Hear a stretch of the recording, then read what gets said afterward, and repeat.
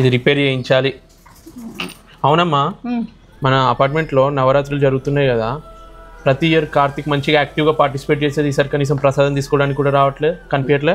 ఏమరా కార్తిక్ ఈ మధ్య వస్తలేడు, ఏమైందో ఏమో కనిపిస్తలేడు. వాళ్ళ పేరెంట్స్ని అడిగినావా ఏం చేస్తున్నారు?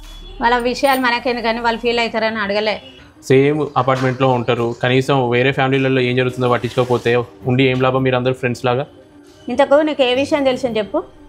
బేసిక్ జనరల్ నాలెడ్జ్ ఉండాలి. ఆ అబ్బాయి రాత్రులు వస్తున్నాడు, గంటలు గంటలు ఫ్రెండ్స్తో తిరుగుతున్నాడు, అక్కడెక్కడో కార్నర్లో లైట్స్ లేవు, బాతగాని కొడుతున్నాడు, కళ్ళన్నీ రెడ్గా అవుతున్నాయి, ఎప్పుడు నిద్ర మబ్బులో ఉంటున్నాడు. కొంచెం కూడా ఐడియా రావట్లేదు ఏం చేస్తున్నాడో. నువ్వే వాళ్ళ పేరెంట్స్ చెప్పు. మీ అందరికి ఒక షాకింగ్ విషయం చెప్పాలా, మన ఇండియాలో కాలేజ్ స్టూడెంట్స్లో ఆల్మోస్ట్ 6 to 30% స్టూడెంట్స్ గంజాయికి అలవాటు పడ్డారంట. ఈ ఏజ్ చాలా క్రూషల్ వాళ్ళ కెరీర్లో సెట్ అవ్వడానికి.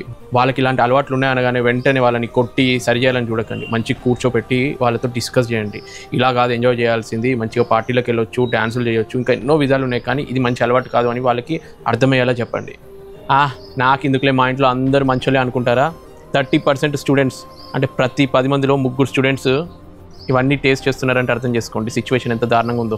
ఇదే కంటిన్యూ అవుతే ఫ్యూచర్ వాళ్ళ జీవితం నాశనం అయిపోతుంది.